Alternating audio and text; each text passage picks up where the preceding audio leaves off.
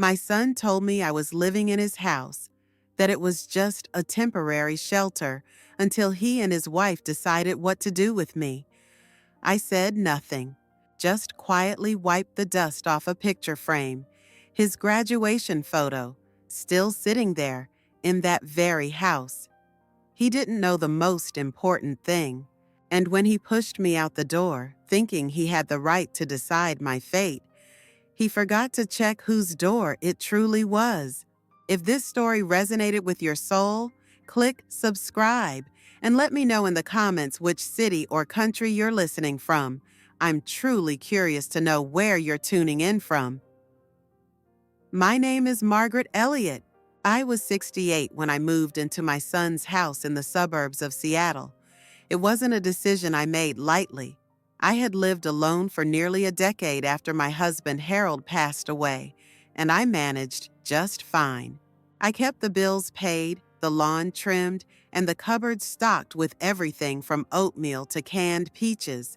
I even had a little garden that made the neighbors jealous, especially when the dahlias came in. But then came the falls. First one in the hallway, then another in the backyard while I was trimming the roses. My doctor said it was time to stop pretending I was still 40. My son Joshua told me they had room in their house and hearts. His exact words. I remember because I wrote them down in my planner next to the date of the move. The day I arrived, it was drizzling. That soft Washington rain that doesn't make a sound, but settles into your bones. I climbed out of the cab and stood in front of the 2-story house that I had helped them buy 10 years earlier.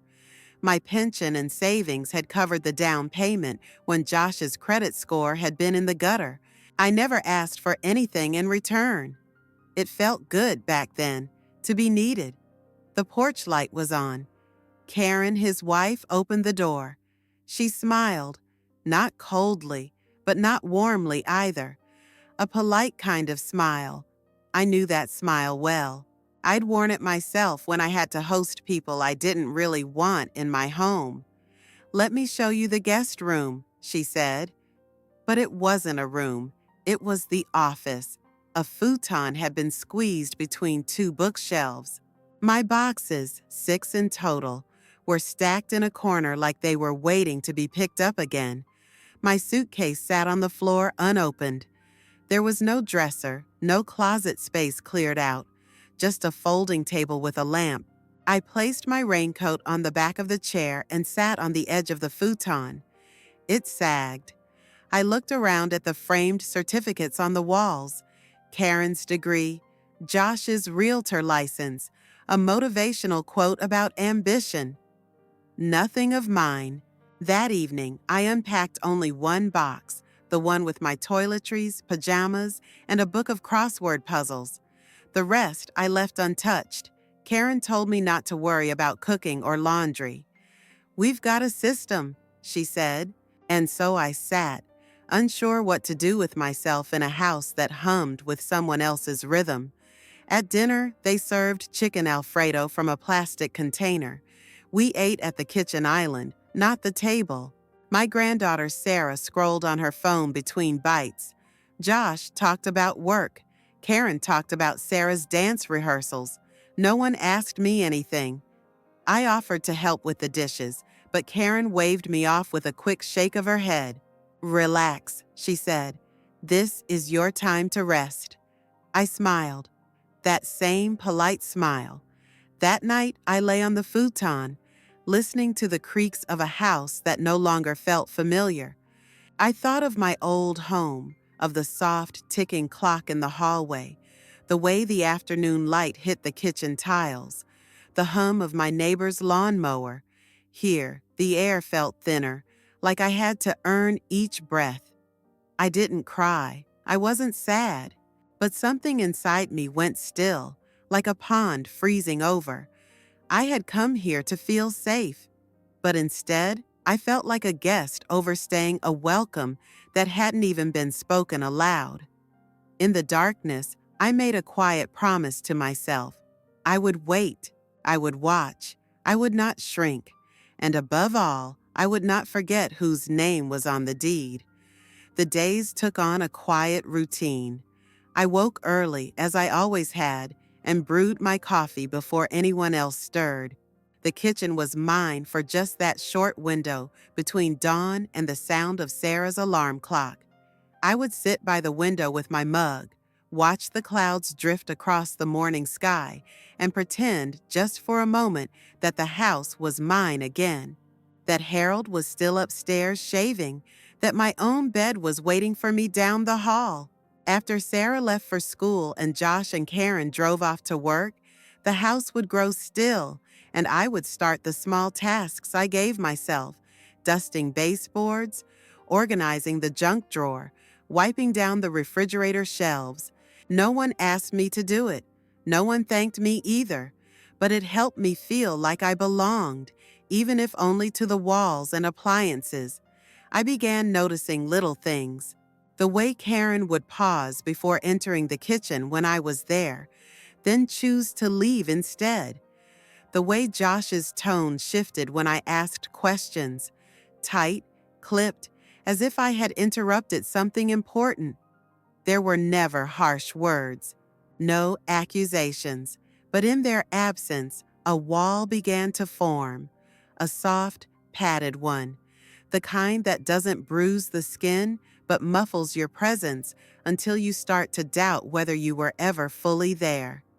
I started writing notes, not to them, but to myself. Short sentences on the margins of my crossword book, on grocery lists, on the backs of receipts, fragments of thought I couldn't say aloud. It feels colder in the house lately. They spoke around me at dinner. She moved my mug again. I told myself I was being dramatic, but the paper never lied. Karen replaced my hand soap in the bathroom with a brand that smelled like lemon chemicals. She moved my shampoo to the cabinet beneath the sink. I found my cardigan draped over the laundry basket one morning, damp and crumpled, though I had left it folded on the chair. Sarah no longer hugged me as tightly. She barely looked up from her screen. When I tried to join her on the couch, she said, "I'm watching something," without looking in my direction. There were no outbursts, no dramatic scenes, just erasure, one drawer at a time, one routine stripped away. They took over dinner, then my seat at the table, then my role in Sarah's school pickups. They said it was easier if I just relaxed. So I did. I sat more, spoke less, and watched. One evening, I overheard a whisper from the hallway. Karen on the phone, her voice hushed but sharp. "She's always there. I thought she'd be more out of the way." A pause. Then, "Josh says she's fine, but this can't go on forever." I stood in the hallway, holding my breath, holding myself still. My ears burned, my cheeks flushed, not from shame, but from clarity. They didn't see me as part of the family, not even as a guest. I was a delay, a postponed solution, a piece that didn't fit. I walked back to my room. No, not my room. The office. Closed the door gently, sat on the edge of the futon and stared at the shelves filled with books I hadn't read, degrees I hadn't earned, a life that wasn't mine. I reached for the small notebook I kept beside my bed. I opened to a fresh page. "I don't think I'm wanted here." I wrote it slowly, deliberately, as though confessing it would make it real. But the truth was, I had known for a while. Their silence had been speaking to me all along, and I had finally decided to listen. It was a Thursday when I finally went to the garage. The rain had let up for the first time in days, and the house was quiet. Karen had taken Sarah to a dentist appointment, and Josh was still at work. I had the place to myself, or at least as much of it as I was allowed to feel was mine. The garage was colder than I remembered. The floor was bare concrete, and the air smelled faintly of paint thinner and cardboard.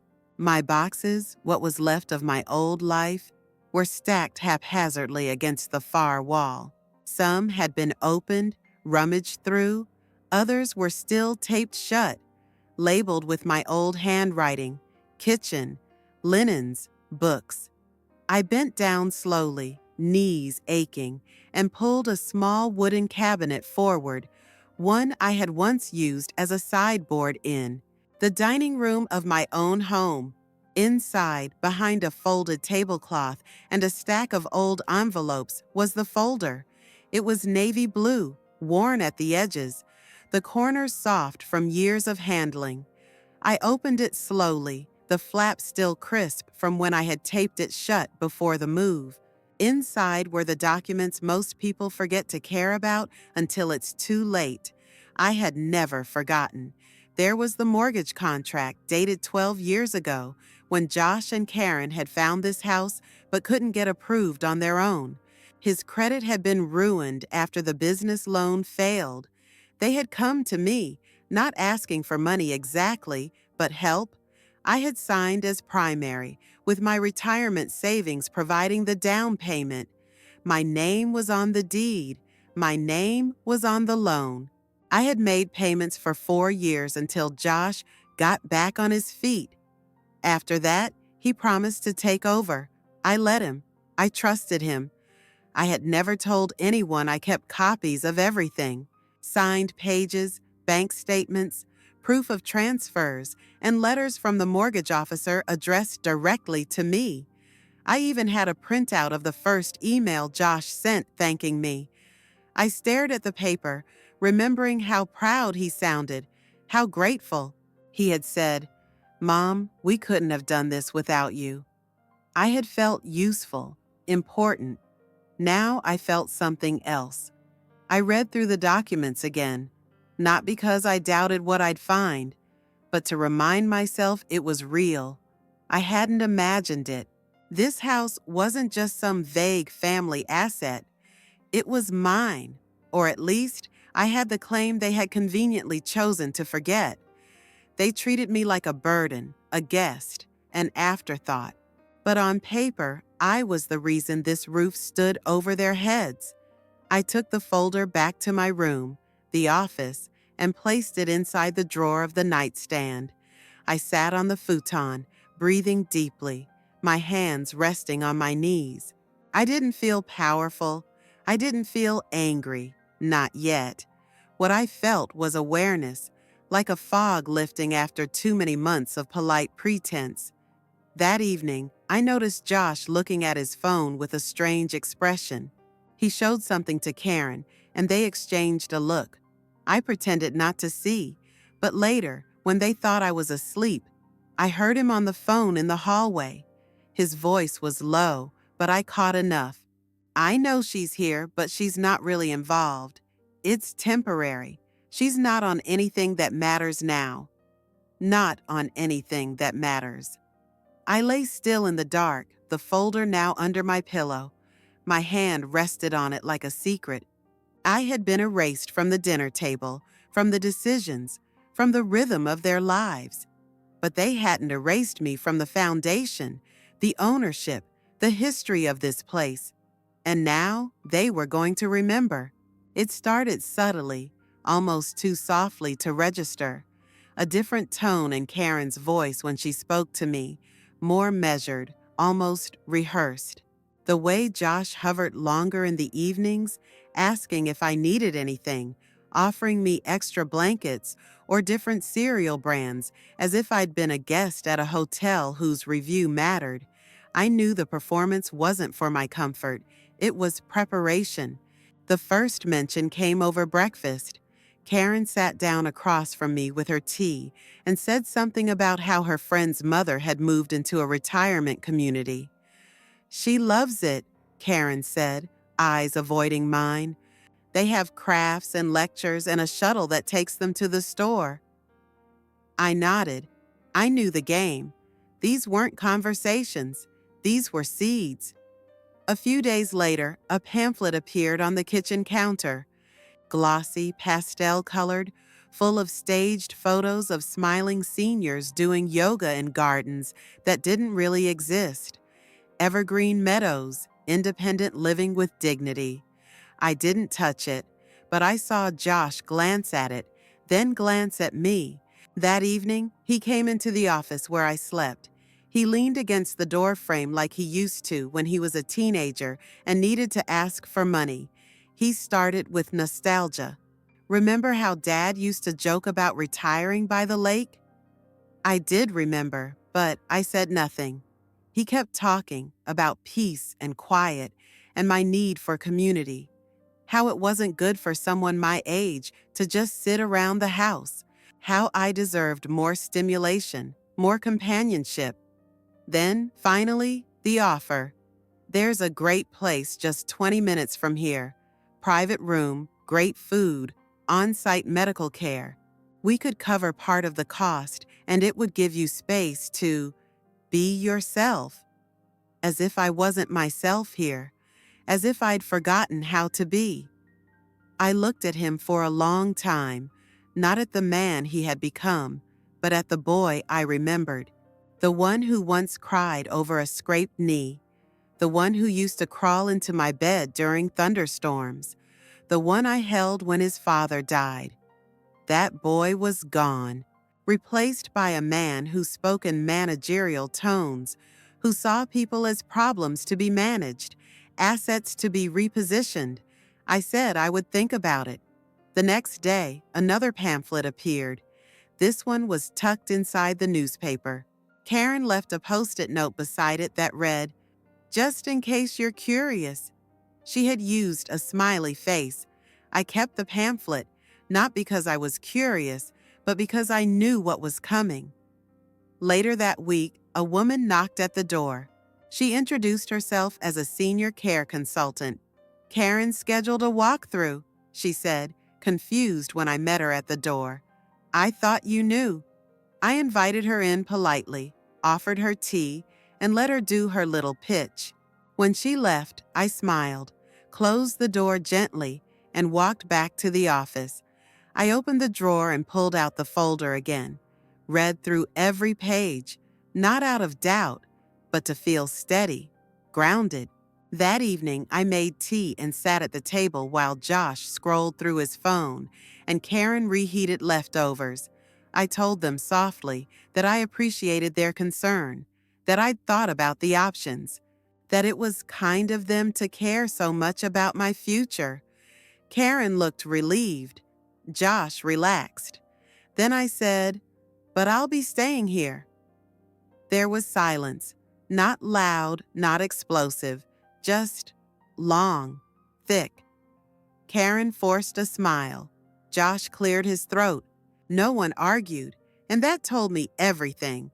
They weren't going to fight for me to stay, because in their eyes, I'd already overstayed, but I hadn't even begun. I had stared at the mortgage document so many times that its texture had become as familiar to me as the lines in my palms. The paper was soft at the corners, worn down from years of careful folding and unfolding. The ink had lost its original darkness, but there it was, unwavering and clear. Margaret E. Elliott, my full name, centered, legally binding, a name that held weight and history, a name that somehow no one in this house seemed to remember. That document had lived quietly in the bottom drawer of my old roll-top desk for over 20 years. It had survived 2 relocations, a burst pipe in the basement, and one regrettable incident involving Sarah's watercolor project. It was never flashy, never displayed, but it was mine. And when I held it, I didn't just hold proof of ownership, I held proof of identity. When I first moved into Josh and Karen's home, no, into my own home, I had done so thinking it would be temporary, just until I recovered from that minor surgery, just until I regained my footing. But somehow, my presence became permanent while my authority vanished. They hadn't asked me to sign anything. They hadn't consulted me on any changes to the house. They began renovating rooms, rearranging furniture, even locking certain cabinets. I became something between a tenant and an obligation. I kept quiet, partly out of dignity and partly out of hope that my son would remember, that he'd recall how many jobs I had worked to afford this house when he was still too young to know what a mortgage was, that he'd remember how I stayed up at night reviewing rates, budgeting groceries to cover the next installment, that he'd realize, finally, the floor beneath his feet had been built with my sacrifices. But the quiet wasn't working. It had become a blanket too thin to warm me and too heavy to lift. That morning, I pulled the documents from the desk where I had hidden them again after the last storm of Karen's passive remarks. I laid them all out on the kitchen table, the very table I was now barely invited to sit at. Mortgage contract, payment history, deed, tax assessments, each paper like a breadcrumb, leading back to the truth. I placed them carefully into a fresh manila envelope. On the front in blue ballpoint pen, I wrote just one word: ownership. At dinner, the smell of cheese and pepperoni hung thick in the air. The television played softly in the background. Josh tapped on his phone. Karen scrolled mindlessly, and Sarah half-heartedly pushed olives around her plate. I placed the envelope beside Josh's elbow without a word. My hands didn't tremble. He looked down at it, his eyebrows lifted. He opened the flap, pulled out the contents. He scanned the deed first. His jaw tensed. Then his brow furrowed deeper as he sifted through the rest. Karen leaned in and froze. Her wine glass hovered midair. Sarah sat still, eyes flitting between us. The moment stretched. Josh's hands stopped moving. He stared at the front page of the deed as if it were a foreign language suddenly making sense. He looked at me. There was no anger in his face, just that stunned vacancy of someone who realized he had miscalculated something important. I didn't raise my voice. I didn't explain what was already spelled out in print. I simply said, with the kind of calm one earns through 1,000 ignored wounds, that I would not be leaving this house. Not now, not ever. That my name had always been there. That I had built this sanctuary long before Karen had set foot in it, and long before Josh had the audacity to pretend otherwise. I reminded him of the down payment, the 4.2% interest rate I had negotiated with grit, the day I had paid off the final installment and cried in my car. I reminded him that while they had used the house, I had loved it, cared for it, protected it, and now I would protect myself. Karen didn't speak. She stood, lifted the plates, and moved like someone escaping a fire without running. Sarah's gaze was glued to the mortgage. She didn't ask questions, but in her silence, I saw something. Curiosity, maybe even respect. Josh finally spoke. He said he hadn't known, that he assumed it had transferred after Dad died, that it was all just paperwork. But I reminded him, paperwork is how power hides in plain sight. I gathered the documents, returned them to the envelope, and stood. My back didn't ache the way it usually did. My hands felt firm. When I walked away, I didn't feel like I was retreating. I felt like I was taking root. And that envelope? It now sat in the drawer beside my bed, not as a shield, not even as proof, but as a symbol. The house bore my name, and so would my future. The house was unusually quiet that morning, cloaked in a kind of charged stillness that made even the ticking of the wall clock sound louder than usual. I woke long before the sun had made its full climb, slipping from my bed as quietly as a whisper. Something inside me had shifted overnight. The silence didn't feel oppressive anymore. It felt conclusive. I brewed a pot of coffee in the old drip machine that had traveled with me from 2 homes ago. I poured it into my favorite mug, the one with the faded roses and the small chip in the rim that my husband had once called a smile. I sat at the kitchen table, the one that used to host breakfast conversations and Sunday puzzles, and looked out at the backyard where the maple leaves had started to fall. It was time. The envelope I had handed Josh 2 nights ago was no longer in the drawer where I had returned it after he read it. I didn't know if he kept it or if it had ended up in the trash, but it didn't matter. The knowledge inside it had been released. It had done its work. Josh hadn't looked me in the eyes since that night. He walked through the house like a stranger, unsure of his welcome. Karen had taken the opposite approach, overly polite, painfully formal, asking if I needed anything with the brittle smile of someone watching a fuse burn down. Even Sarah had started acting different, quieter, almost wary, like she sensed something foundational was tilting beneath our feet. After breakfast, I took a slow walk through the house. My house.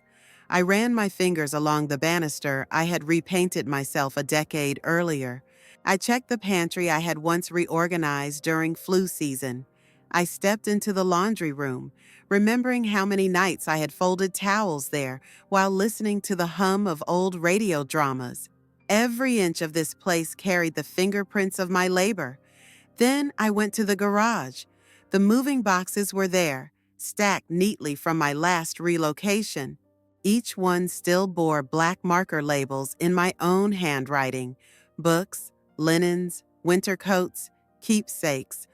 I loaded them onto a dolly one by one, the sound of cardboard brushing concrete oddly comforting. Inside, I began packing, not as an act of surrender, but as a declaration. The sweaters I had knitted myself, the framed photo of Harold and me on our 30th anniversary, the cookbook with pages stuck together from use. I wrapped each object in layers of newspaper and care. These weren't just things. They were proof of presence, of memory, of mattering. Around midday, the front door opened. Josh's car had returned. I heard his steps before I saw him. He paused at the threshold of the room where I was packing. His eyes scanned the growing stack of boxes. He didn't speak right away. When he finally did, his voice sounded smaller than I remembered. "What are you doing?" I didn't respond with an explanation. I simply said, "Making space." He didn't know what to do with that. "Where will you go?" he asked. I told him I wasn't sure. Maybe a cottage by the lake, maybe a quiet apartment with a balcony and good sun, maybe somewhere new. But wherever it would be mine. And I would walk through its door knowing that I chose it, that no one could say I didn't belong. He looked away. I could tell he wanted to argue, to defend something, but he didn't. Maybe he knew it would ring hollow. Maybe he saw that this wasn't about punishment. This was about peace. Karen never came downstairs. I suspected she was behind the bedroom door, listening to every sound, waiting for confirmation that the crisis was resolving itself without confrontation. Sarah sat on the stairs, not saying a word. Her wide eyes followed me as I carried a small lamp wrapped in towels to the car I had rented that morning. I hadn't asked for help. I didn't need any. I had hired a mover, a young man named Ethan, who arrived right on time, handled every item with care, and didn't ask questions. He moved with the respectful quiet of someone who understood the importance of transitions. When the last box was loaded, I stood in the doorway and looked at the house one final time. It looked exactly the same, but something essential had changed. Not in the paint, or the furniture, or the structure. In me. I had arrived here carrying history. Now I was leaving with clarity. Josh stood near the dining room archway. His mouth opened, then closed again. I gave him a small nod. No lecture, no plea, just a goodbye that didn't need to be spoken aloud. I turned and walked toward the car. The air outside was sharp and clean, like it had been scrubbed of everything stale. I climbed into the passenger seat, and as Ethan shut the door, I felt something inside me settle. The house wasn't the loss. Losing myself had been. And now, piece by piece, I was reclaiming who I had always been, before silence, before compromise, before being made to feel like a burden. The departure wasn't the end. It was the beginning, and I was finally ready to start. The envelope came 2 weeks after I left the house, the same house that had held decades of my labor, love, and silence. It arrived in a bundle of mail forwarded by the post office, glossy catalogs I never asked for, a charity appeal, a coupon flyer for a grocery store I'd never step foot in again. But this envelope was different, thicker, heavier, its seal stamped in blue ink. No return address, just a formal typeface printed in the corner. The name of the mortgage bank. I knew before opening it. Some things you feel in your bones. I waited until the sun began its descent, casting long shadows across the porch of my rental cottage in North Carolina. The sea air drifted through the screen door, and the only sound was the rhythmic hush of waves. This was my chosen quiet. Not the stifling hush of being ignored, but the serene silence of being enough. I carried the envelope to the table, poured myself a fresh cup of chamomile, and opened it with the tip of a butter knife. No rush. I had waited long enough. Inside was a formal letter addressed to me, not as Mom, not as Margaret, but as the primary mortgage holder. The words were cold and efficient, a string of clauses designed to protect legal boundaries. They read, a request had been submitted to refinance the mortgage. That request had been denied because the primary signer had not authorized it, because the legal owner of record had not given consent, because in every legal sense that mattered, I still held the keys. There it was, in black and white, my name alone at the center of the title, unchanged, untouched, unyielding.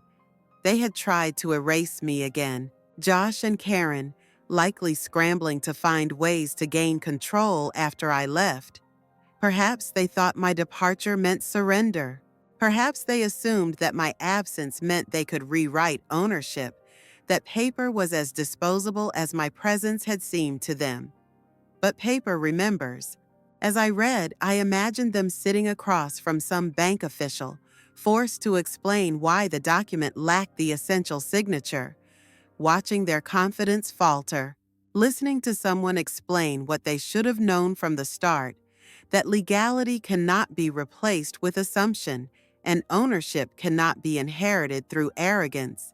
My hands trembled only once as I turned the second page and saw a copy of the original mortgage form attached, the same one I had signed 24 years ago. My signature, steady and strong. Margaret E. Elliott. I placed the pages down and leaned back in my chair, letting the moment wash over me. It wasn't triumph, not entirely. It was something deeper, a quiet vindication, proof that I hadn't invented my significance, that all the years of holding things together hadn't been invisible, that, legally and spiritually, I was still the foundation. Later that evening, I received an email. The subject line was blank. The sender, Josh Elliott. I opened it slowly. The message inside was short and hesitating.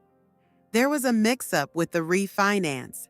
The bank said something about a missing signature. Maybe we can meet and talk. Just want to clear things up. No pressure. Hope you're doing okay. There was no apology, no acknowledgement of everything he had said before, no mention of how I had been treated, just a cold transaction framed as a family check-in. I didn't reply.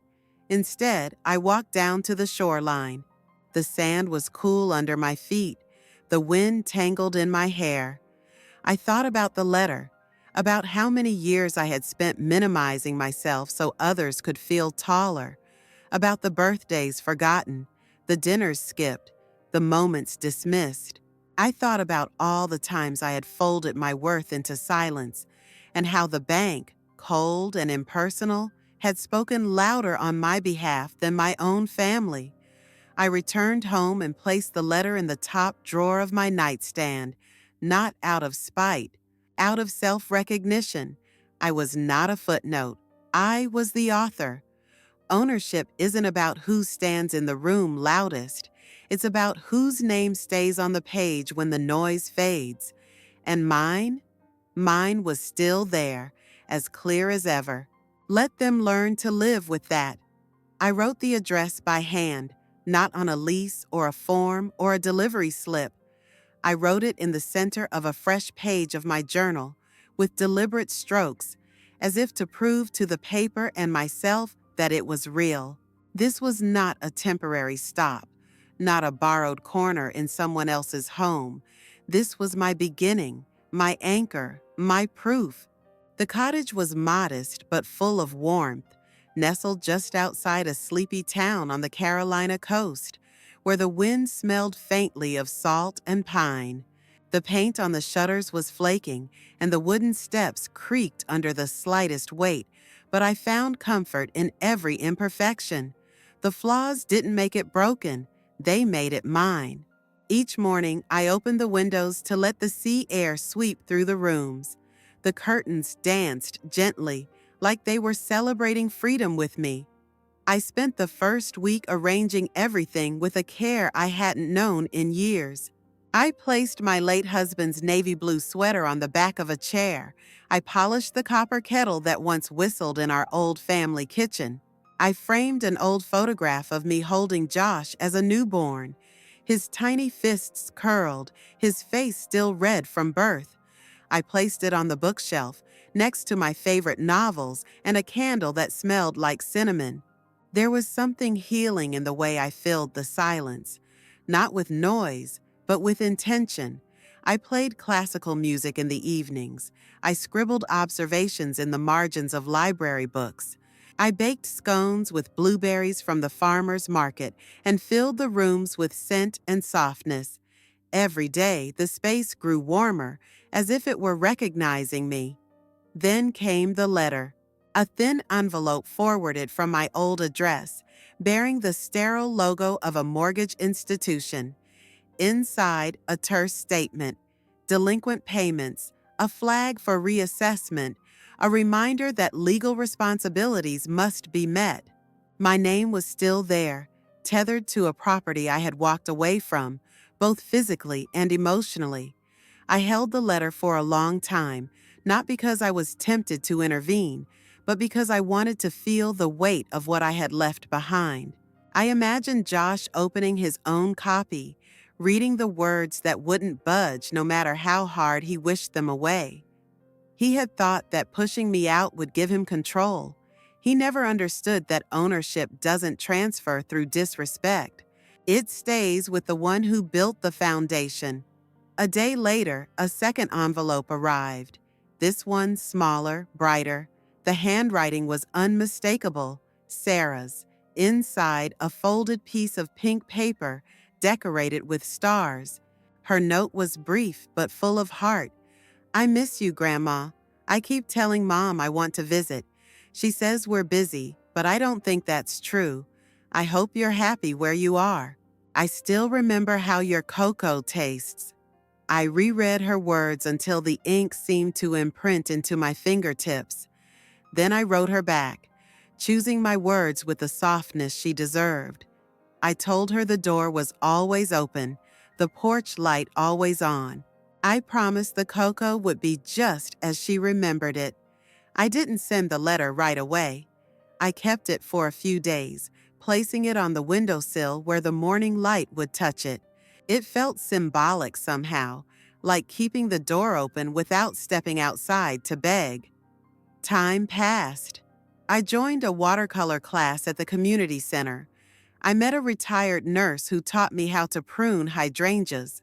I learned the names of birds by the sounds of their calls. These weren't just hobbies, they were quiet testaments. I was still learning, still growing, still choosing. Then something happened I hadn't expected. I met someone. His name was Thomas, a widower with a soft voice and a habit of quoting poetry at inappropriate moments. We kept bumping into each other at the local library and eventually started sharing walks along the shoreline. At first, I thought it was just friendship, but over time, our talks grew longer, our silences more comfortable. One afternoon, we sat on my porch sipping tea, watching the storm roll in. The wind picked up, and I felt a thrill, not fear, but life stirring. He looked at me with a quiet smile and said, "Margaret, you make solitude look so graceful. I almost envy it. But would you ever consider sharing that peace with someone again?" I didn't answer right away. But later that night, I found myself brushing my hair with a care I hadn't felt in years, wondering what it might be like to grow old beside someone new, not because I needed him, but because I wanted him. That distinction meant everything. Weeks turned into months. Our companionship grew steady, gentle. We attended local events together. He brought me lemons from his tree. I shared the blueberry scones I had perfected. One evening, over dinner, he reached across the table and took my hand. "You know," he said, "this feels like home. Not the place, the person." I never thought I'd consider marriage again. But love, I've learned, doesn't come with an expiration date. It just changes its shape, slower, quieter, but just as real. So now, in this little cottage by the sea, I'm planning a wedding. A simple one. A second chance. I'll wear a soft blue dress. We'll serve lemon bars and tea in the backyard. Sarah will be the flower girl if she's allowed to come. And if not, I'll save her a slice of cake and write her name in the guest book. This house was not just shelter. It was sanctuary, a place where I didn't have to defend my worth or prove my usefulness. Here, I was not a burden. I was the foundation, the light, the decision maker. I had a new address, and soon I would share it. On my own terms, with joy, with choice. Because even now, even in this chapter of silver hair and quiet nights, I am still building, still dreaming, still beginning.